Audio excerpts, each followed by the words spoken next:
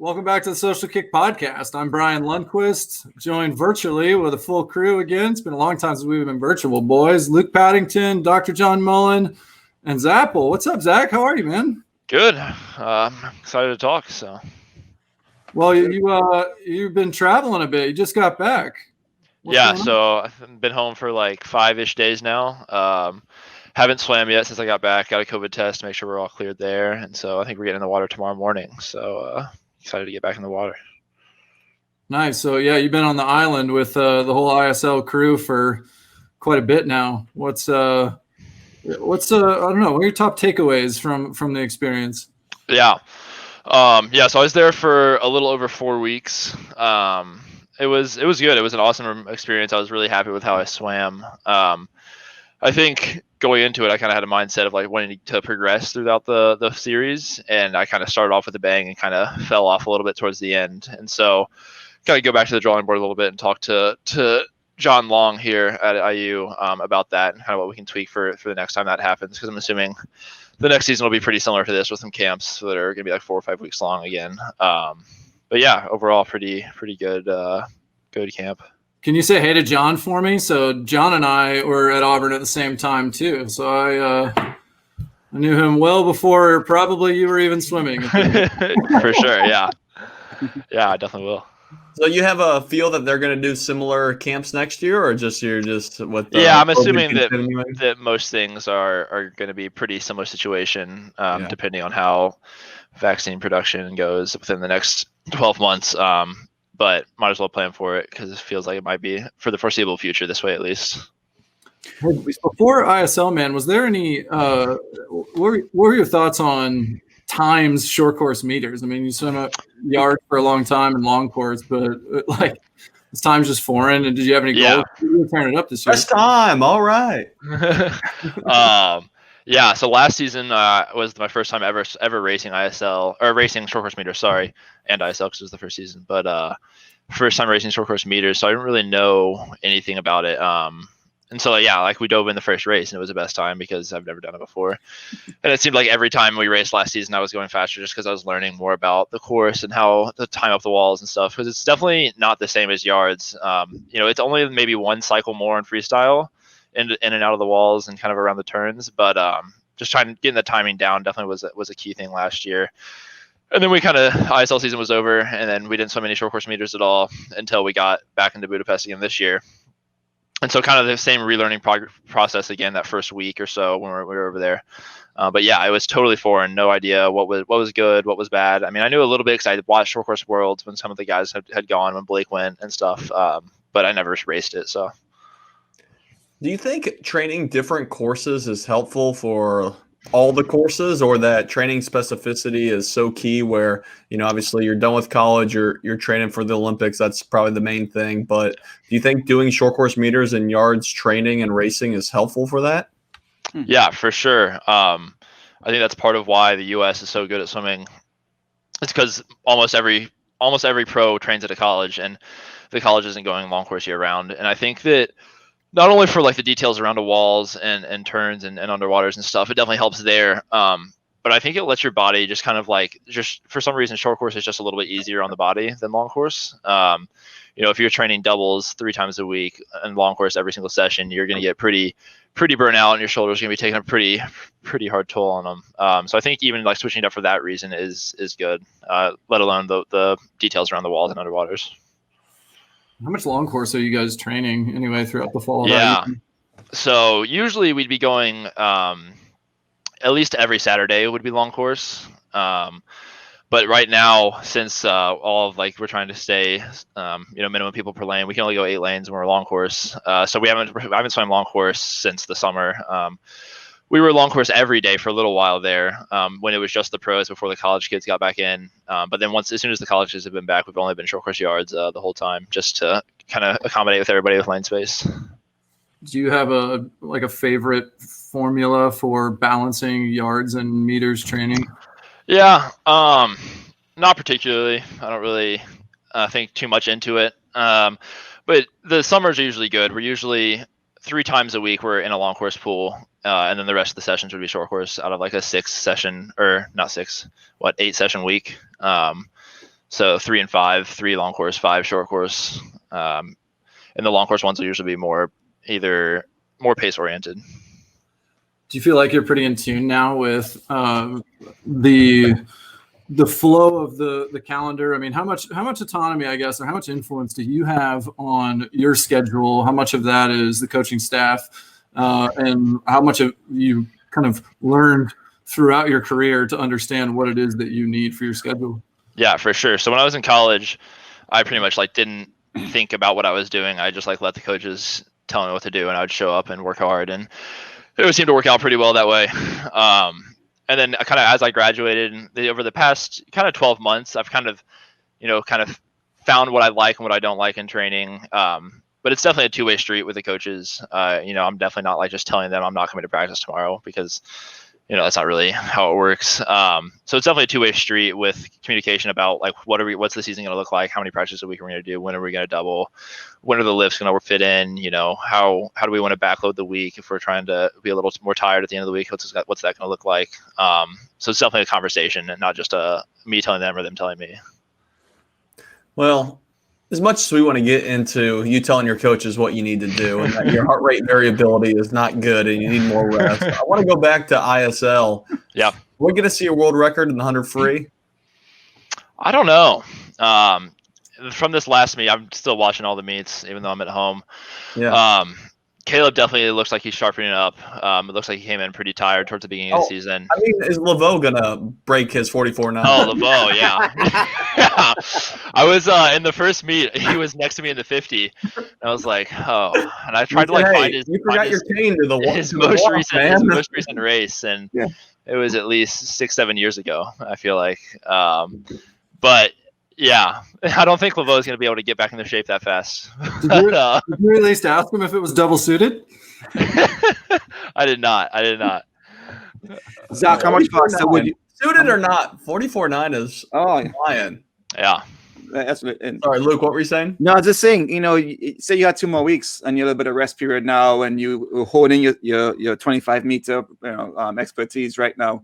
How much faster were you guys aiming to go? Or you just letting the times come to you? What was your goal? I before the season started, me and John kind of talked about season goals for the the camp, and I said I wanted to go 45 by the time we were done, before we were finished. And so then the first meet, 45, I was 45-1 on that relay the first day. And I was like, I texted John. I was like, John, I think I'm just going to go 45 tomorrow. I don't know why I wouldn't do this. and so, yeah, sure enough, I did. Again, I really thought I would have progressed better than I did going throughout that camp. And so I'm not really sure what those last 2 weeks would have looked like if I would have been there. Kind of have to go back and kind of relook at what we did in the water and in the weight room. It seems like you're playing with how you raced it, though. Were you playing with still how fast you went out, how fast you came back? You're trying to figure it out still? I wish I could tell you that I was, but I wasn't. You're just racing. Yeah, I was just racing. But yeah, so I don't really know. Yeah, I mean, obviously being on the island, being in that environment is different. We talked with Tom Shields about just mental health and is it dragging out being away from your regular environment? Mm-hmm. Do you think that played a factor in how you did over these 4 weeks? Yeah, probably. It's like, when you're in it, it's like you try not to focus on the things that are like potentially a distraction or going to make you just like think like, oh no, this is going fine, because you just tell yourself it's going good. Then, you can kind of fight through whatever in the moment. But yeah, of course, like being in a hotel is not the same as sleeping in my bed, or eating the same food for 4 weeks straight kind of takes a toll on how much you can eat in between sessions or anything. No Skyline chili, right? Oh, I wish. I'm counting down the days so I can go back to Ohio. But yeah, it definitely plays a factor. But I think one of the weirdest things was that like we're such regimented athletes, and like that we have the same times every day that we train, we lift.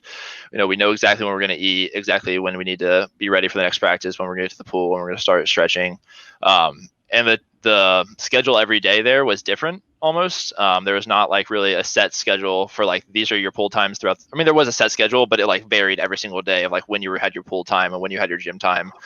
So it's kind of hard to get into a rhythm of just like, oh yeah, I'm just gonna like wake up at this time every day, go to the pool, come back, eat, you go lift or whatever. So I think that was kind of one of the tougher things about it. Yeah, I think Cindy was messaging us and saying that now their pool time is like 9 p.m. because they got the short end, which it makes sense, you know. Yeah. You got to take care of the athletes who are still racing, but it's a bummer. What's it like being at a camp this time around instead of last year where it's like, okay, you go to a meet, you travel to it, you come back away, and then especially with seeing your peers and a lot of the people that you'll be racing at some of the big meets right there, close proximity all the time. I mean, you can imagine like some people are friends, but not everybody's all chummy. Yeah. I think within the team, I think it is a significantly better setup. You kind of get to know your teammates a lot better but last season, we were together for 3 days and then we left each other. We didn't really have like a chance to build like a team chemistry or anything like that. Even though I feel like we did a decent job last year, it's just hard to do that in such a short period of time. So I think this way is much better for trying to build a team atmosphere and trying to get people to like get behind each other and kind of stand up for your team, especially with some of the foreign athletes who aren't really used to that. They didn't swim in NCAAs or anything like that. It was kind of a foreign concept of like racing for a team instead of just like racing for yourself for a spot on a national team or something. But then, it was pretty cool being able to like just be with everybody the whole time. There was a good group of us that played poker every few nights. So that was fun. Was Chad in that group? He was messaging on there when Tom and I were chatting. He said he was going to win poker, and Chad was the big spearhead for that one. He loves poker, but so that was fun. And I like haven't been on the international team for too long, and so I don't really know a lot of those guys. So it was cool to get to like just to know some people that I wouldn't have got the chance to if we didn't have this same setup. So that was cool. What did you learn from any of them in the water, or how they approach their races that you noticed? I think like watching Chad and Sarah and like even Caleb, even though I know Caleb pretty decently well compared to them, is just watching them stand back up time and time again with such short turnarounds. I mean, I think Caleb's swam nine races in one of the meets. And I mean, we were in the ready room for I can't remember, four free relay maybe, and Caleb literally swam the 50 breast, got out of the water, and walked into the ready room for the 4 free relay. And I think he anchored it in like, I don't know, 47 low or 46 high, which like isn't great for him, but like he literally stepped out of the water and stepped in the ready room after a race. So just like seeing that's like possible is cool. Yeah, it's unbelievable. I remember watching Lochte do that at Short Course Worlds. Just like pop back in the ready room, like what? Did Lochte win 200 IM tonight at US Open? Is anyone following it? I don't know. I'm not sure. I'll have to check it out. I think he might have won his site. I know him and Foster, another Ohio boy, are doing well up there. But yeah, US Open's going on. Yeah. We have a few people from IU from the post grad and the college team are up in ND right now. They're in IPY right now. Yeah. Makes sense. Yeah. So what was it like racing in front of no fans? Honestly, with the ISL setup, that's such a big production, and there's so many lights, and the music's super loud. It wasn't like a huge difference. I'm sure if there would have been fans there, and then like the next night there wouldn't have been, you would have been able to tell. But since we walked into the arena, never having fans there, and the production was so big, it wasn't a huge difference maker, and it's not like we're used to packed houses and swim meets, so it wasn't a huge difference. Come on, Trenton High School didn't pull a big crowd? Yeah, no, I can't say they did. How about the Ohio High School State meet? How does that rank on the meets that you've been to as far as enthusiasm and crowds? Yeah, it is one of the best, I think. Everybody likes to say that their state is the best state meet and that it's like super hype and whatever. And like Indiana, Georgia's not that way. Georgia's not. Indiana, but I talked to all the Indiana people, and it's like at the Nat, which that's cool. It's like a big venue, but it's like I feel like the Ohio High School State is like so intimate. It's like just this like small little pool, and like has 3 sides are covered in bleachers, like in stands and grandstands. It's like an arena almost. And it gets pretty rowdy. Well, I always heard that Ohio was one of those states that you trained with your high school team throughout that season. Was that not the case? Oh, I did not. No, I trained with the club. Yeah. Oh, okay. Yeah, because it was like a ringer situation in mine. It was like Indiana is like that where you have to train with your high school. Yeah. but Ohio's not. So you can train your club, and I think St. X and Cincinnati does that. They they mandate that you have to swim with them instead of your club if you're on there. But Ohio as a state doesn't. Do you think so if Ohio's not that way, that's Rockets, but an ISL production was big time. But I wonder if training, so US Open I assume is not going to have many fans. I wonder if I don't know if there are a lot of any fans. Yeah, I mean, and probably a pretty quiet pool deck then. Yeah. I mean, for sure. I watched a little bit of one of the, I think it was on NBC or something today, and yeah, it was like maybe 10 people on the whole pool deck. Wow. Do you think that favors people to have better swims? People that maybe have a difficult time with like the pressure, the big meets might excel more in an environment with no fans. Yeah, for sure. I know I certainly would not. Even though I would be able to get up and race, but I think that having high level competition and having like an atmosphere of, just excitement, just like people watching, helps me get going. It's just get you excited, get you pumped up to race. Yeah, you need that stress, a good stress to get you pumped up. Just like you have in Trinidad at those meets, right? No, in Canada. Nobody went to meet in Canada. Yeah. You gotta say there's hockey going on. Byron acted like there was big crowds at those Canadian meets. He's representing the Titans now. They were parents and like friends. Yeah. Are they paying people to go yet? I was talking about this the other day. When I went to Bahamas Nationals once, we took they had the worst touch pads ever, and so we had to take surf wax and wax up the touch pads so we could do a backstroke start. Did you guys have something like that, Luke? Oh no, we didn't have to do that. We did have one pair of touch pads for the whole country. One set for the whole country had one set. Dylan Carter, this wax. We've seen his starts at big competition. No, Dylan wasn't born yet. Don't worry. He wasn't born. I was just thinking. Backstroke. Luke, you want to brag on that for a minute? He's learning how to swim backstroke. He has the confidence. When your teammates move, he's getting the confidence and he's getting up there and good coaching. What's going on in San Diego? Did you speak to him, Zach, about how he's progressing? Because he's seen, Yeah, he's definitely progressing for sure. I actually did not talk to Dylan, I think, at all while I was there. But yeah, I definitely have noticed as well, especially in this backstroke. It's definitely progressing. Ooh, rivalry, Zach Apple, Dylan Carter. Yeah, no, I want to ask about, we talked about being there with your team and building that camaraderie. And that was easy to see at the outset, just like, hey, you spend a lot of time together. You get to know everybody. That's like training camps are for, and that's got to be awesome. And, we've heard the financier of the ISL talk about, Konstantin Grigorishkin. I don't know his name, but he talk about how we could see the future of teams training together, kind of like Energy Standard does in a way, where they're already part of a team. I don't know. Do you see that as a possibility at any point in the future when we talk about all the different teams? Yeah. Of course, the biggest question is financially, is that possible with swimming? Can they make that even happen? But another big question is, will athletes buy into that? Right.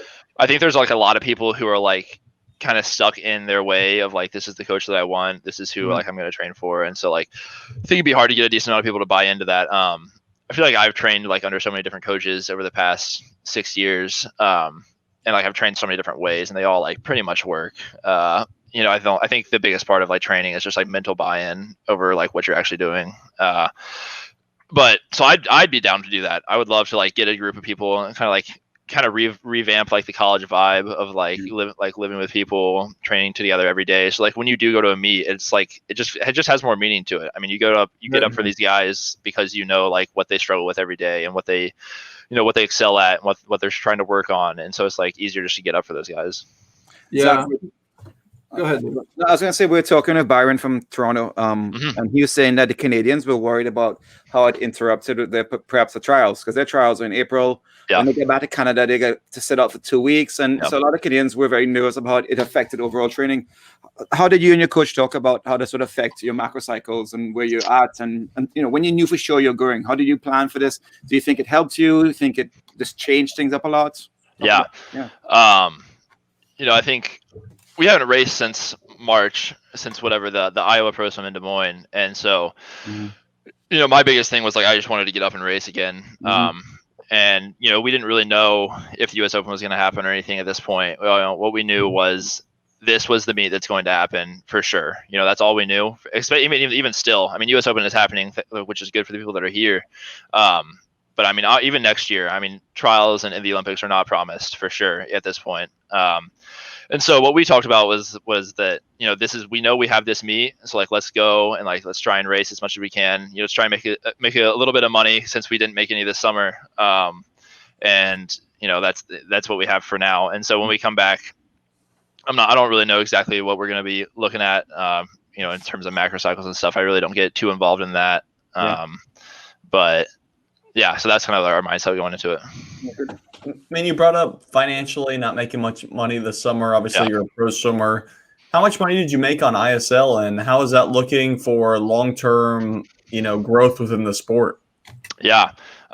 So everyone there got the same base salary of $15,000 spread out over 10 months. I can't remember the exact payment dates, but they're every 6 weeks or 2 months or something like that.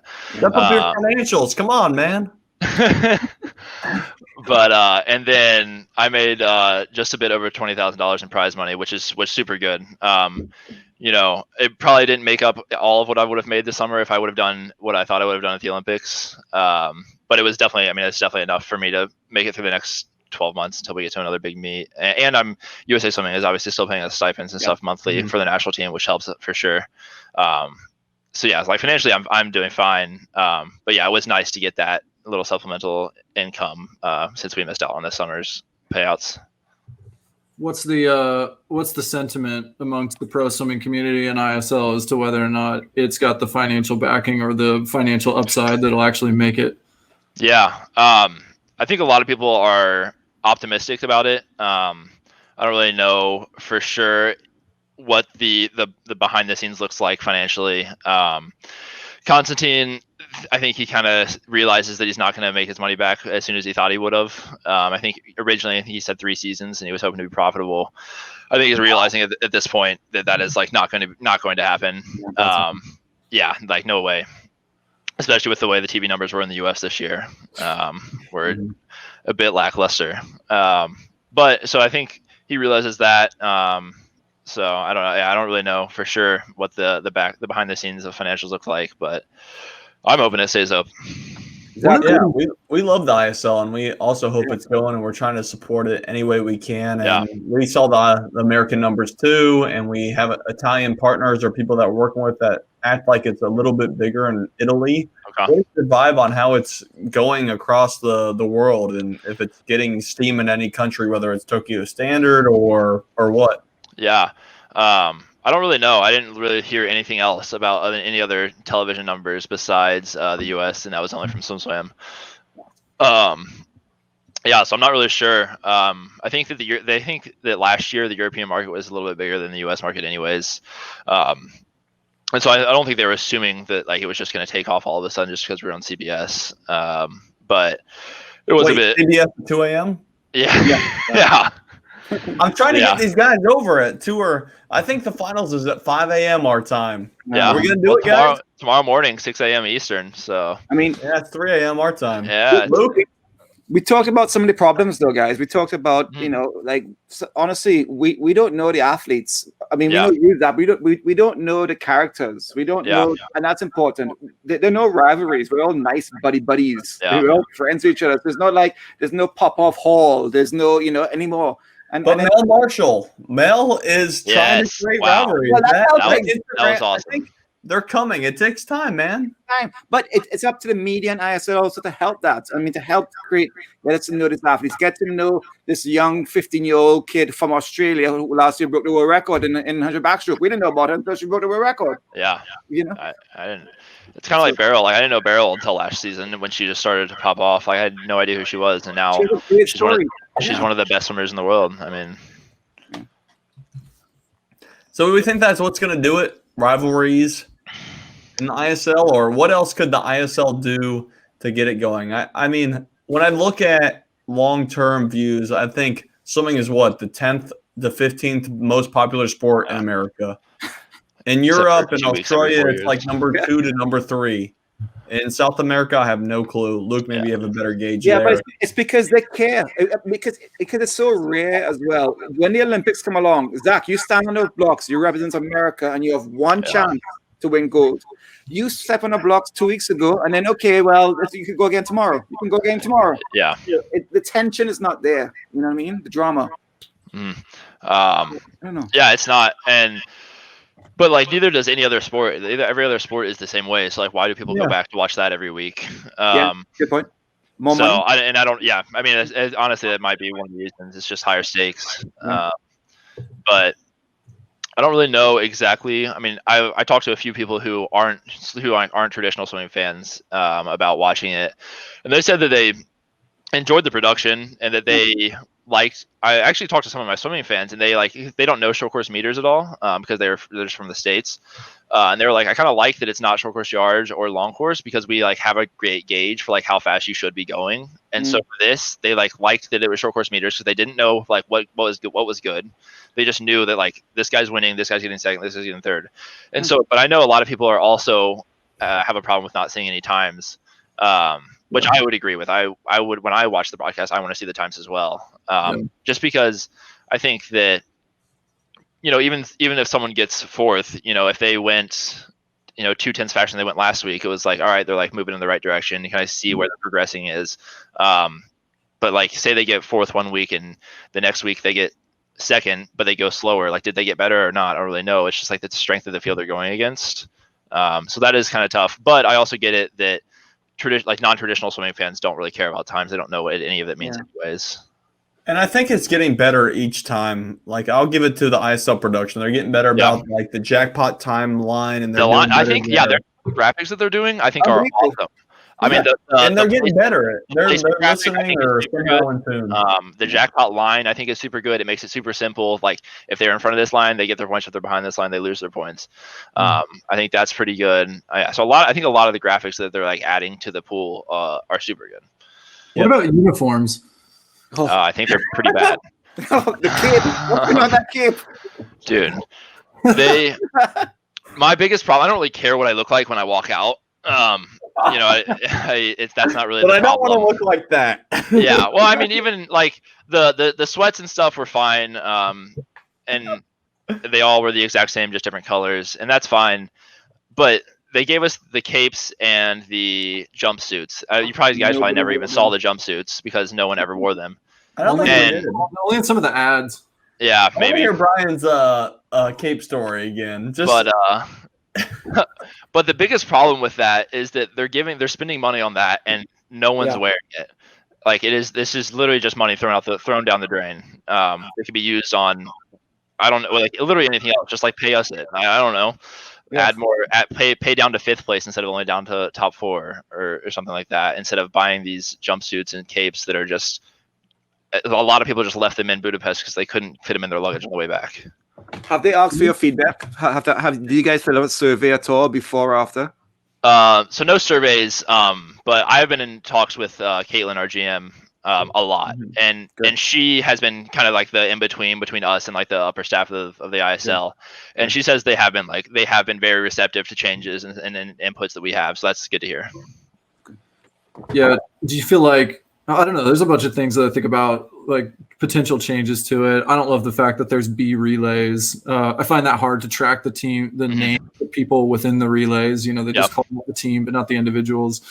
And then, huge changes this year, of course, with not only the jackpot, but also changing up the skins. Is there anything from like a event order and I guess a final statement on that is, I think the three of us aren't really hugely in support of the 400s being part of the event lineup because it really seems like a diving break. So, I don't know. What do you like? Any thoughts on how to change up, how to gamify other things to make it more exciting? Yeah, it's tough because, like, I feel like if we cut the 400, we're like cutting an entire part of the sport out of being in contention, which is tough for especially someone like Zane Grothry, who I train with here. I love Zane. I know Zane. Yeah. I mean, he's an Auburn guy. But something that the athletes have talked about is like, if there's been some talks about like getting an 800 in at some point. I think they're doing a test event like somewhere in the final, maybe after the final or before the final. The only way I feel like an 800 that could be implemented is if you start at the 200 and you knock out the guy who's in 8th. And then at the 300, you knock out the guy in 7th. 400, you knock out the guy in 6th. And so all the way down to the last 100, you only have 2 guys finishing that last 100. Yeah. So I feel like that would be a good way that you could still keep people in it. You know, you could still have the guys who are swimming the 800s, you know, be able to swim it. So I feel like that's like the only way that they're gonna be able to implement something like that, is because just people, like you said, it just feels like a diving break. Like people are just gonna turn it off if there's guys swimming for 7.5 minutes straight.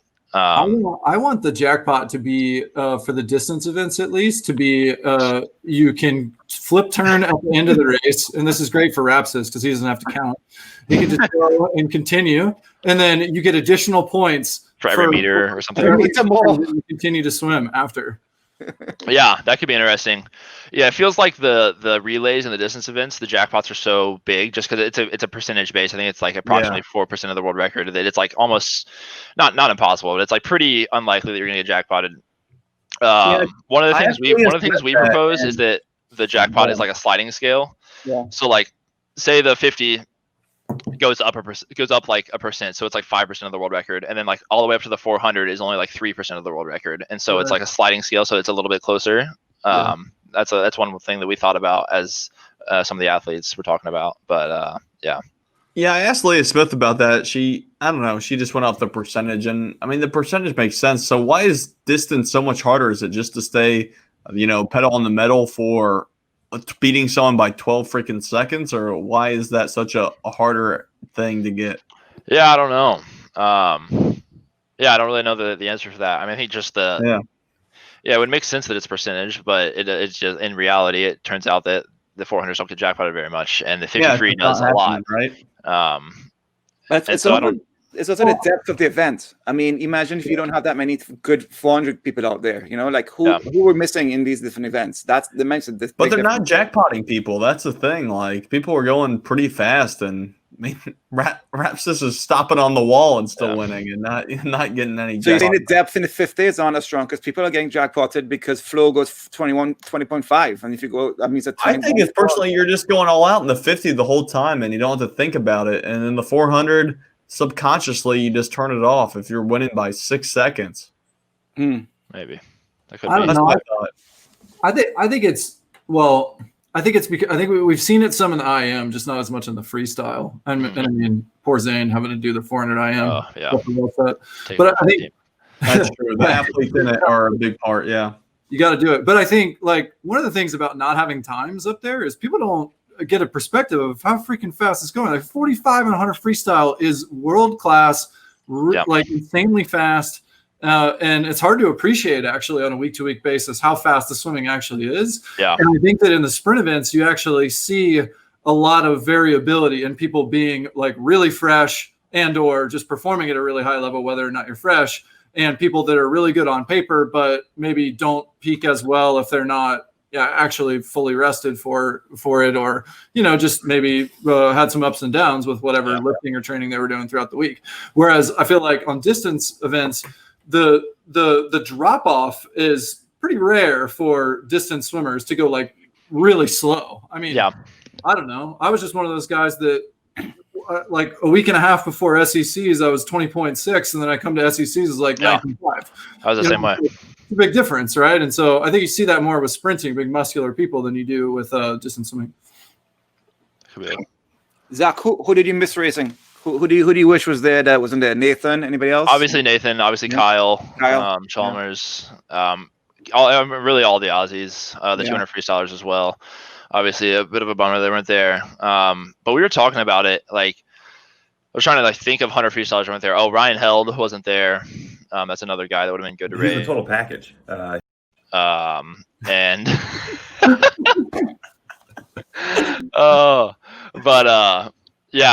but I think like the vast majority of people who were at the top of the sport were there, which was pretty cool. Sorry, here's the total package. Yeah. Well, first of all, that wasn't even about Ryan Held. Not about Ryan. That's a great drop. Good job, Luke. Proud of you. Yeah, that's good.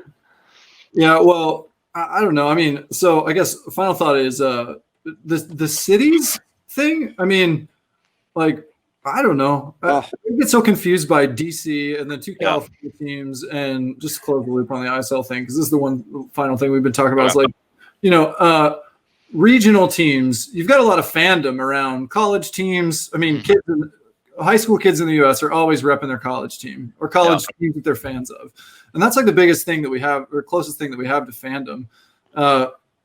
Do you think that the ISL would be better served if they had aligned around college teams or college markets or something like that? Yeah. Yeah, I think it could be a benefit for sure, because you have a built-in fan base already. I think it gets a little dicey when you start trying to like partner pro with a college thing. The NCAA gets involved, and that kind of becomes a little, I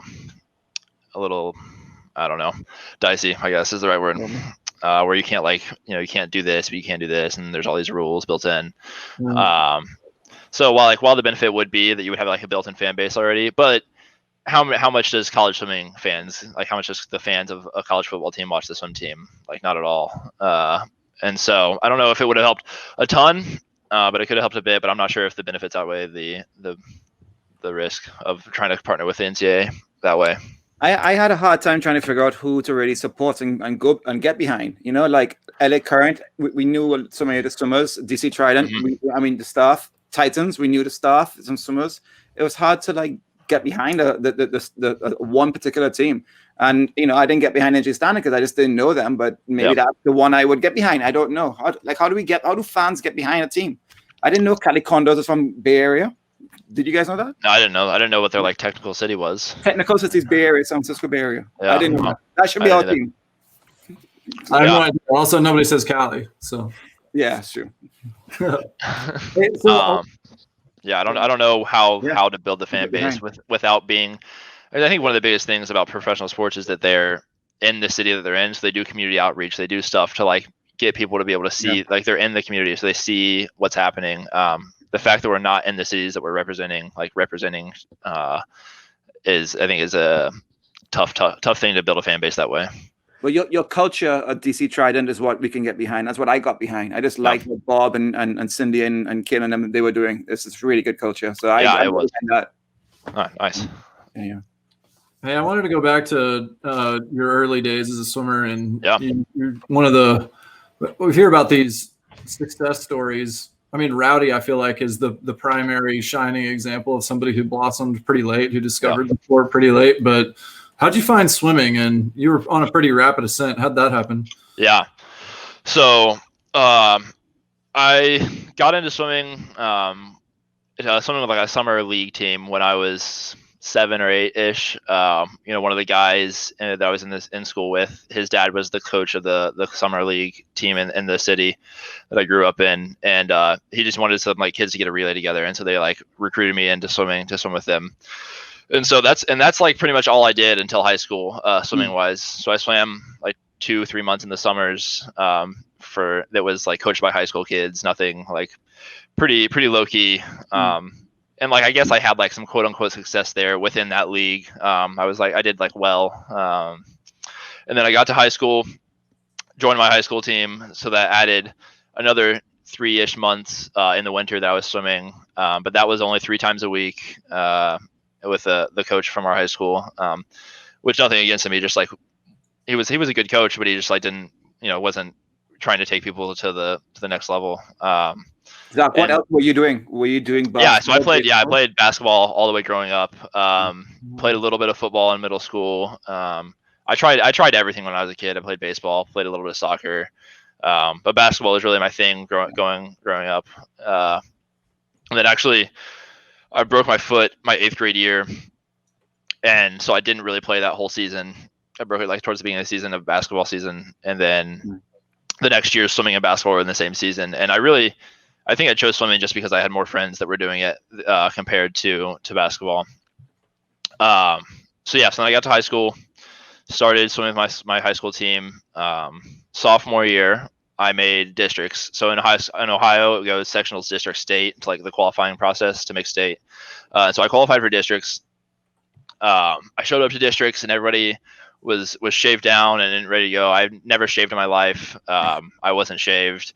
I didn't have a tech suit. I was wearing just a regular brief, and everybody had like the FINA approved stickers, you know? Yeah. And I didn't even know what FINA was at this point. And so I was like walking around, everybody had the white rectangles on the back of their suits. And I was like, I'm missing something. I don't know what's happening. Were you wearing the like Lycra style with the strap? No. Literally just like a regular jammer, just like, yeah, Lycra, yeah, just like nobody should ever jammer at Miami. Yeah, literally, Ohio. I like should have been embarrassed to be wearing in the first place, let alone at this meet where everyone's shaved and wearing tech suits. Right. And so I did that, and my high school coach was like, "Listen, you like probably should like look into joining a team. You're like you have had some success, and you haven't been really training at all." I was like, "Oh, okay, like I'll like look into it." And so I essentially just like found the closest like USA Swimming registered club that I could find, and that happened to be Great Miami Valley YMCA. And so I showed up the first day, did terrible. I was like obviously like not that good at swimming compared to the guys that had been training, since they were 6 on this team. Did you wear a jammer at that practice? I did, but the guys I was with also wore jammers, so I wasn't the whole group there. It was a super small team, and so but the whole group there was somebody's gonna make that cool, man. Somebody's gonna make the regular jammer cool, just like Chad le Clos made the goggles around the neck. The age group. Chalmers is making the straps outside of the cap cool. Joe Doyle had the goggles around the neck too. Oh, it's becoming a thing. But yeah, so I joined that team. It actually was a super good group of guys. Mark Andrew, who was a 4IM, 2IM, 4IM guy at UPenn, a finalist in the 4IM. He was one of my training partners. We had a couple other guys that went to some mid-major schools out of my same class. And so Matt Geary, ultimate swim nerd.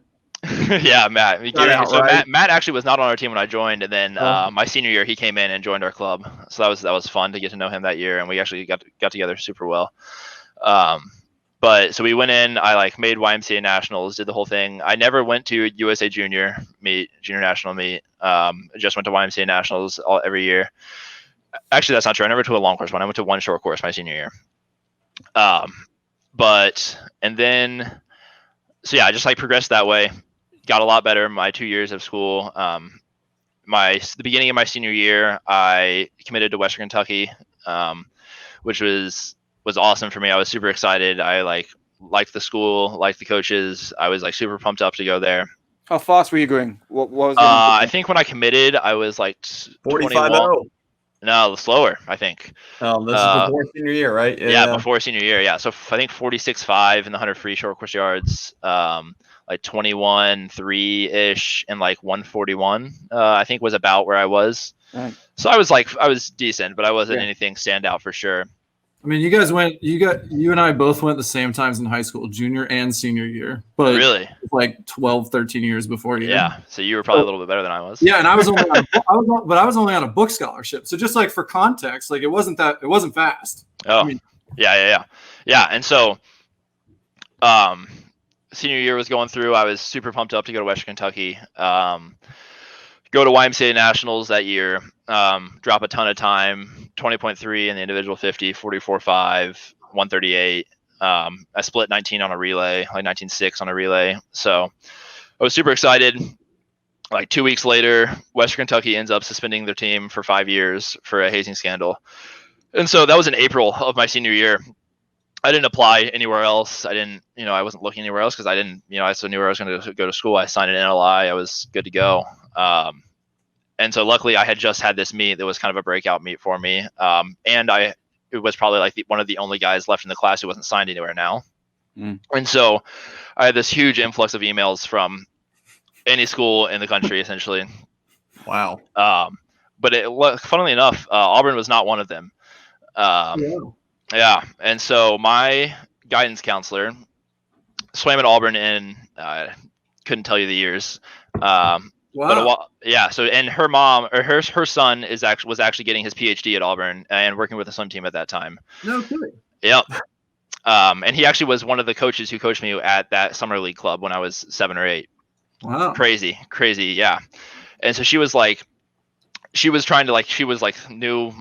me obviously because she's my guidance counselor and she was a family friend. And so she was like, I'm going to help you like figure this out. She like called her son. She was like, hey, I have this kid. And he knew me. And so she's like, Zach, like, doesn't have a school to go to. He's gotten a lot better. And he was like, all right, let me go talk to Tyler McGill, actually. And things just kind of progressed there. And I just was just like, wait, Auburn wants me to come swim there. Like, that's kind of wild. I was like, yeah, for sure. I actually drove down one night. I didn't have any more official visits to take, and the NCAA was dragging their feet of trying to like give us one more to take since we like lost one essentially. But I just drove down. Me and my parents drove down like essentially overnight one night. Saw the campus, met the team. I was like, yeah, this is perfect. Let's do it. So essentially that was that. Showed up at Auburn. Super excited, super pumped up to be there, and just ready to work.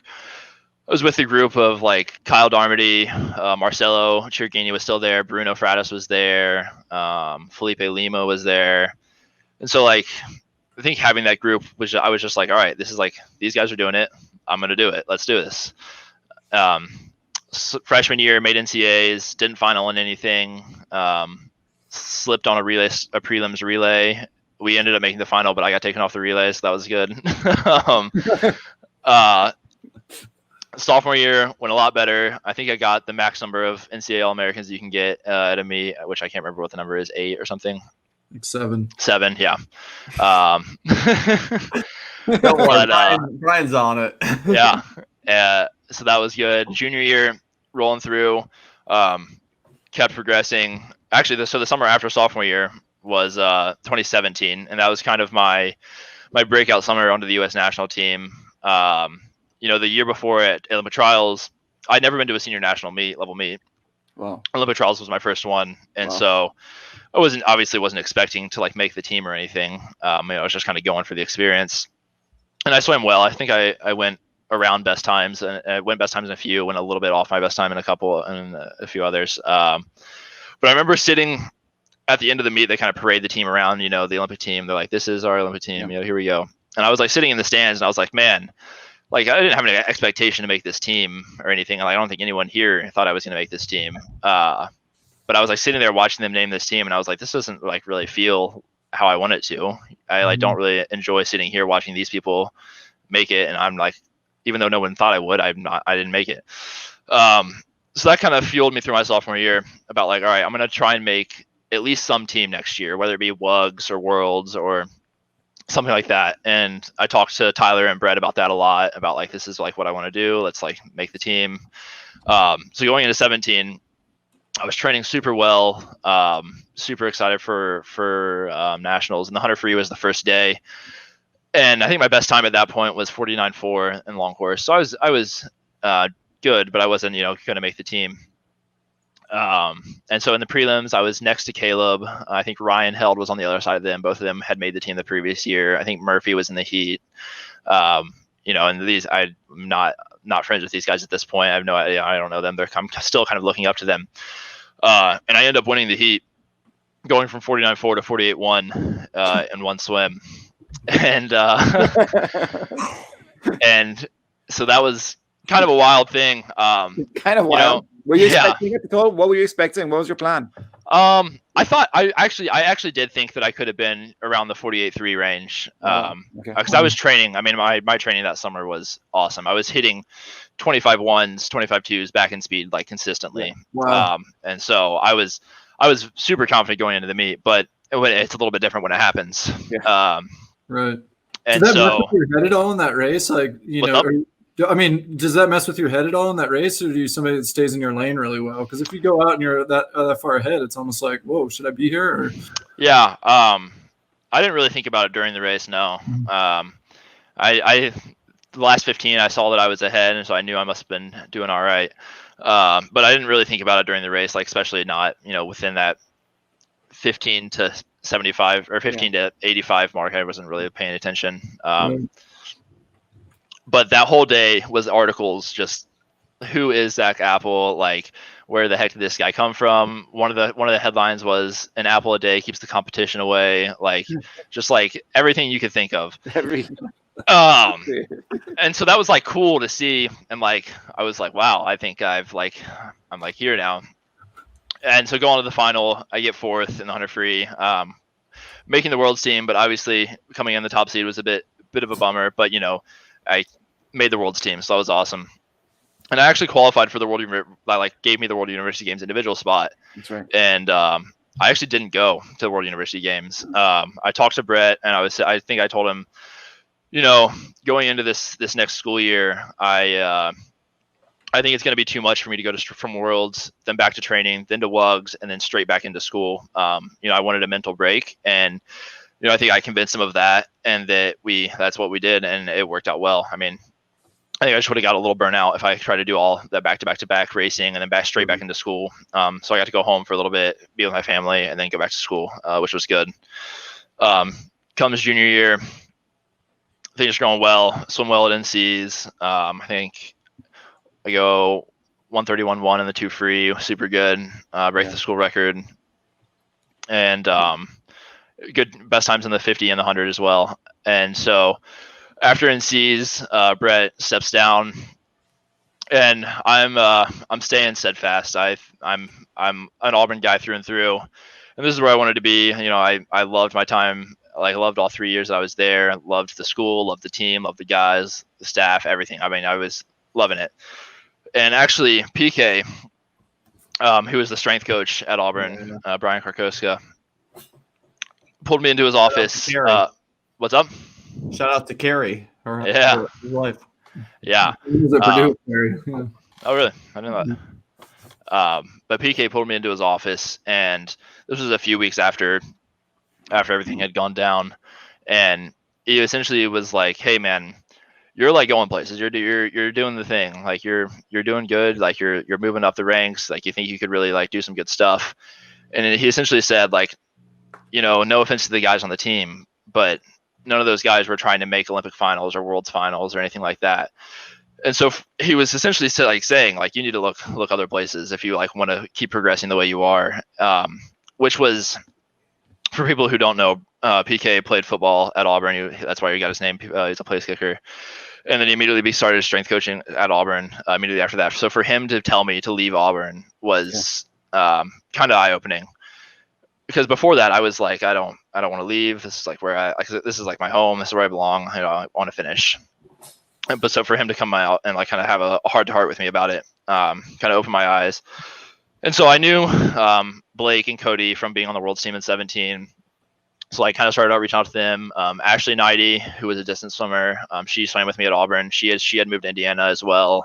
I knew Zane a little bit just from the connection of Auburn. And so it just kind of seemed like a good fit.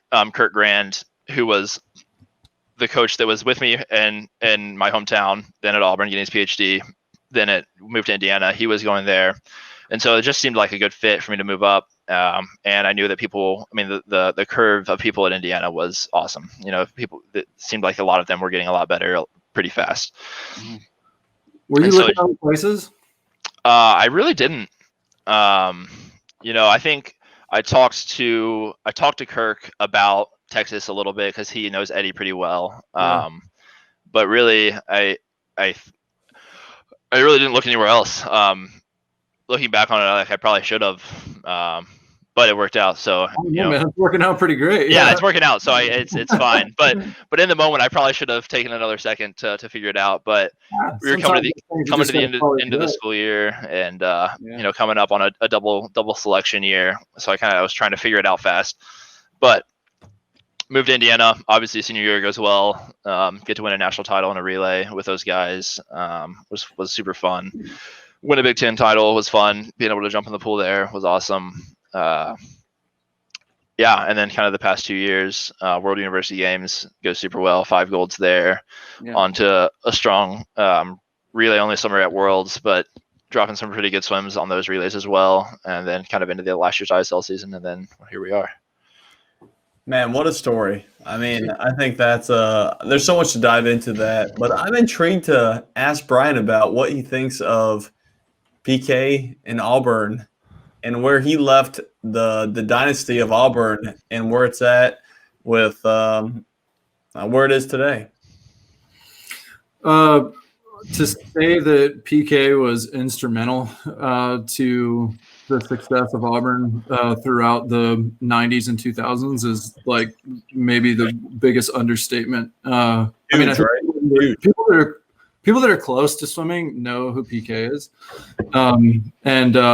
But, you know, I think for sure Marsh has the stamp on it, and there were a slew of other world-class coaches who came through. You know, Dave Durden recruited me. Brett showed up as a volunteer assistant before my senior year and resurrected my swimming career and became one of the best sprint coaches in the world.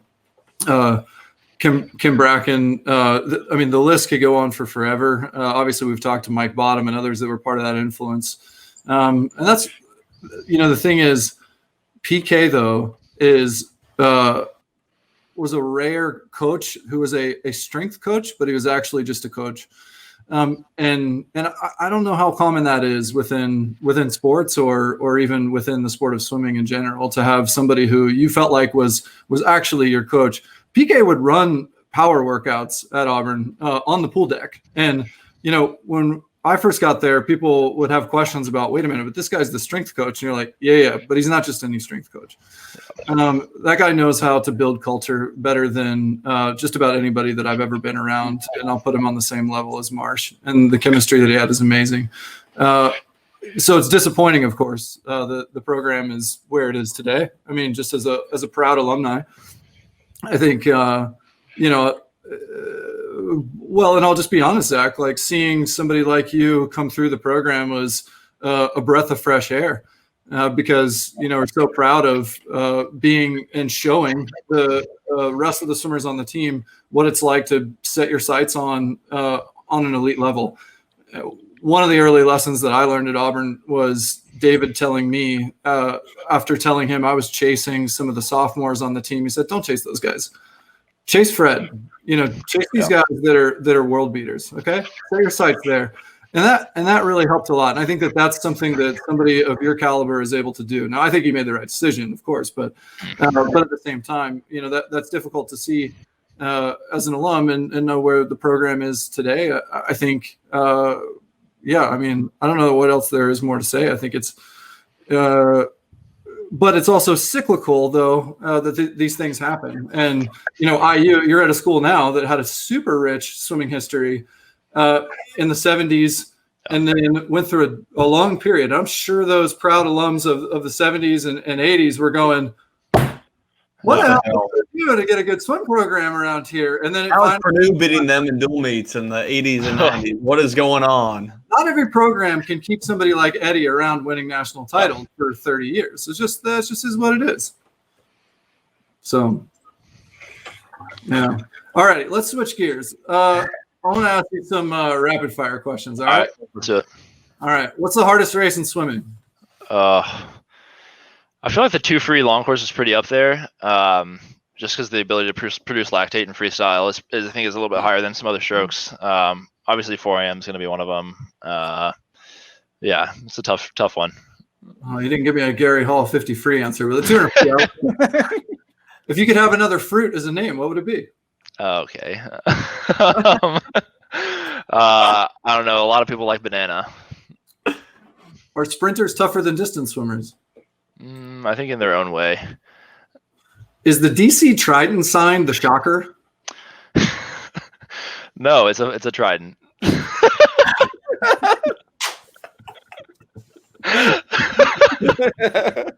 He answered it. I love it. Individual Olympic gold or world record? What was the question? Individual Olympic gold or world record? Olympic gold, I think. Bigger deal, Indiana basketball or Auburn football? Auburn football. Yeah. On your 8th birthday, the very first YouTube video was uploaded. What's the title?